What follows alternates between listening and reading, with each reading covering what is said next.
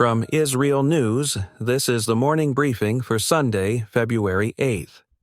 Israeli fighter jets escorted a Wizz Air flight into Ben Gurion Airport after a suspected security incident during a flight from London. Passengers received threatening messages after one traveler reportedly changed a network name to terrorist, prompting the crew to alert Israeli authorities. The aircraft landed safely, all passengers were checked, and the individual was questioned. Authorities later said no real threat was found. The incident occurs as aviation security protocols remain heightened.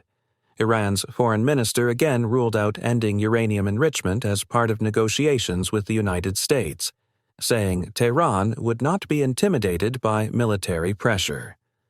Abbas Araghchi told a forum in Tehran today that Iran seeks sanctions relief in exchange for confidence-building measures tied to its nuclear program. The development follows renewed U.S.-Iran talks in Oman and continued disagreement over core terms of any potential agreement. Iran's Army Commander Amir Hatami said forces are closely monitoring U.S. military movements in the region and are prepared to respond to any hostile action. This, according to Israel's Channel 12. His remarks reference the presence of American naval forces and aircraft in nearby waters.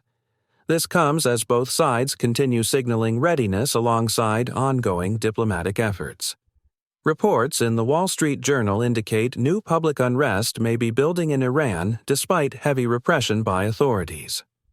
According to the reporting, memorial gatherings, student actions, and smaller acts of resistance have emerged across several cities following last month's crackdown on protests. The situation unfolds as economic pressure and political tensions continue inside the country. In Milan, thousands protested the Winter Olympics over the weekend, with some demonstrations turning violent.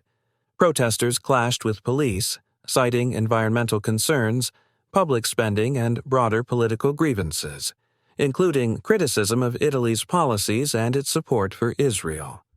The unrest takes place as international events continue to draw political activism and security attention. In Israel, tensions continue within the governing coalition over military service exemptions and budget legislation. A Haredi political source warned of a potential crisis if agreements are not reached, while legal advisors are reviewing procedural timelines for advancing the legislation. The developments occur as Prime Minister Benjamin Netanyahu convenes party leaders ahead of expected diplomatic travel and ongoing regional concerns. Israeli composer and singer Matti Caspi has died at age 76 after a long illness. Caspi wrote and performed hundreds of songs that became part of Israel's cultural canon and influenced generations of musicians. President Isaac Herzog called him one of the country's greatest composers. His death comes as Israel reflects on the legacy of artists who helped shape its cultural identity.